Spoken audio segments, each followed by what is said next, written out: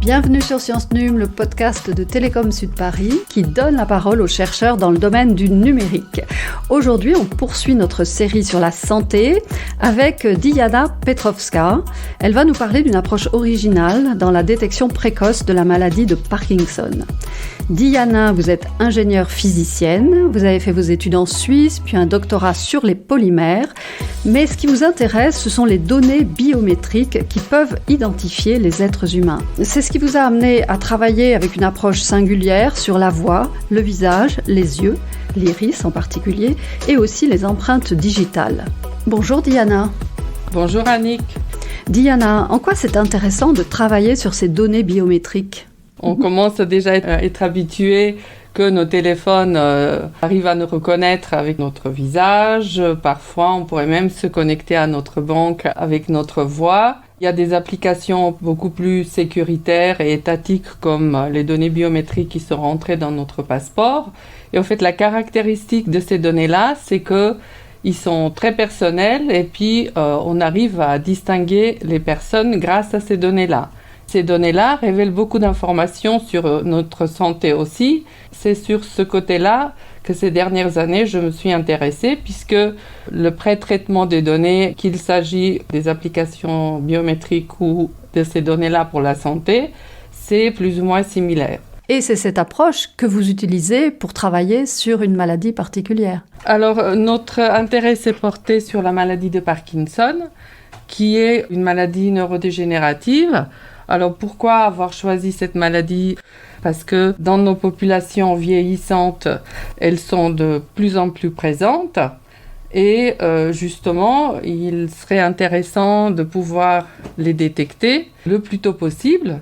Évidemment, pour le moment, il n'y a pas de cure à cette maladie, mais il y a des médicaments que les médecins pourraient éventuellement adapter en fonction des malades. Donc, nous essayons en fait d'aider les médecins, pas dans le diagnostic parce que cela, ils arrivent à le faire, mais surtout essayer d'apporter une aide avec les traitements automatiques de ces données pour compléter leur diagnostic et essayer d'améliorer les traitements. Vous avez cité le monde médical, donc on comprend que vous travaillez en partenariat, mais avec qui plus précisément ? Vous avez souligné là un point très important. Évidemment, les recherches pluridisciplinaires sont plus complexes à mener, mais beaucoup plus intéressantes. Donc, nous travaillons avec l'Institut du cerveau à Paris, qui fait beaucoup de recherches dans les maladies neurodégénératives, et l'hôpital de la Pitié-Salpêtrière, où beaucoup de malades sont traités. Et s'ils sont d'accord, on peut les enrôler pour enregistrer les bases de données sur lesquelles nous allons travailler avec les médecins et essayer de voir qu'est-ce qu'on peut en faire de manière automatique. Et quels sont les premiers résultats que vous avez obtenus ? Alors, au fait, la maladie de Parkinson, je n'ai pas dit tout à l'heure, ça atteint surtout les mouvements des malades qui se manifestent soit dans la voix, soit dans le visage, soit dans la démarche. Et ce que nous avons trouvé pour le moment, c'est qu'on arrive à extraire des paramètres importants qui caractérisent cette maladie. Maintenant, on les appelle plutôt des biomarqueurs digitaux parce qu'ils sont extraits automatiquement à partir des données. Et nous avons trouvé qu'on arrive à caractériser la maladie de Parkinson par une modification de l'articulation lorsque les malades parlent, la prosodie, il y a aussi la fluence verbale qui est un peu différente et ils n'arrivent pas à soutenir une capacité rythmique imposée. Donc ces travaux-là, c'est surtout les travaux de la thèse de Laetitia Jancola qui ont pu montrer ceci. Par la suite, ce que nous essayons de valider et quelle était en fait l'originalité de notre recherche, c'est que nous avons introduit parmi toutes les données qu'enregistrent les médecins et toutes les données cliniques qu'ils enregistrent à côté des données comme par exemple les données de neuroimagerie, nous avons enregistré la voix et plus récemment le visage, et aussi valider les enregistrements qui sont faits à l'hôpital, qui sont de très bonne qualité, avec un micro qui est de la qualité qu'on enregistre maintenant, et aussi de comparer si nos algorithmes fonctionnent sur des données téléphoniques qui sont de beaucoup moins bonne qualité. Et vous êtes allé encore plus loin dans la recherche. Qu'est-ce que nous avons aussi essayé de voir? C'est essayer de voir est-ce qu'il y a des tâches vocales qui sont beaucoup plus discriminantes pour détecter la maladie de Parkinson. Par exemple, nous avons trouvé que les tâches de diadochokinésie, qui sont en fait, on dit DDK, c'est une répétition rapide de syllabes, telles que pataka, badaka, et nous avons trouvé qu'en fait, ils ont un grand pouvoir discriminant pour la maladie de Parkinson. Quand on a préparé cette émission, vous m'avez dit que vos travaux dépassent le cadre national et que vous êtes inclus dans un projet européen. Ça s'appelle DigiPD. C'est un consortium européen où il y a aussi nos partenaires français de l'Institut du cerveau et de la Pitié-Salpêtrière.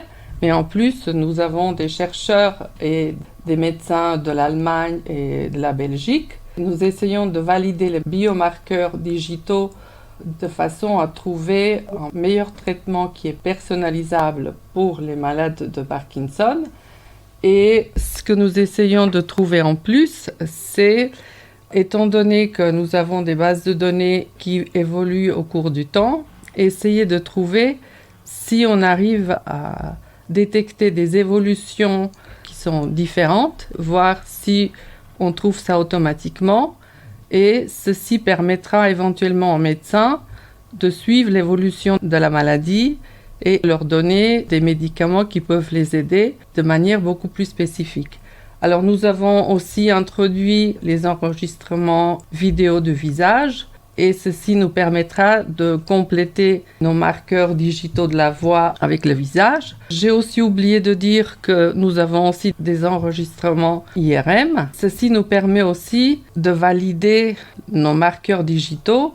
Est-ce qu'ils sont corrélés aux résultats que les médecins trouvent, que ce soit des résultats cliniques ou avec justement ces neuroimageries, de façon que par la suite, s'il y a corrélation, et nous avons déjà trouvé qu'il y a une corrélation avec les biomarqueurs vocaux que j'ai mentionnés tout à l'heure, dans ce cas-là, en fait, ça pourra aider au diagnostic et à l'évolution de la maladie parce que nos marqueurs digitaux qui sont beaucoup plus faciles à acquérir à travers le téléphone à la maison pourront compléter et suivre les malades beaucoup plus facilement plutôt qu'ils ont besoin de se déplacer à l'hôpital.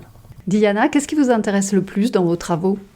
Alors, ce que je trouve intéressant, c'est que c'est une maladie neurodégénérative, mais les dernières recherches indiquent qu'il y a des protéines qu'on appelle des alpha-synucléines qui sont des déclencheurs pas seulement de la maladie de Parkinson, mais d'autres maladies neurodégénératives, telles que l'Alzheimer ou la maladie des corps de Lévy. Et ce que je trouve intéressant d'étudier par la suite, c'est de trouver une vision plus globale. Comment est-ce que ces maladies neurodégénératives sont déclenchées et comment est-ce que ça va donner une maladie de Parkinson, d'Alzheimer ou un autre type de maladie neurodégénérative. Merci Diana Petrovska d'avoir accepté cette invitation pour parler de vos travaux. Merci à vous. La détection précoce de la maladie de Parkinson est évidemment un sujet qui concerne beaucoup de monde, 200 000 Français et 25 000 nouveaux cas détectés chaque année. C'était Science Num, un podcast soutenu par le Carnot Télécom et Sociétés Numériques. Merci de nous avoir suivis. Je vous rappelle que vous retrouvez l'ensemble de la série de podcasts et de nos invités sur vos plateformes préférées. À bientôt!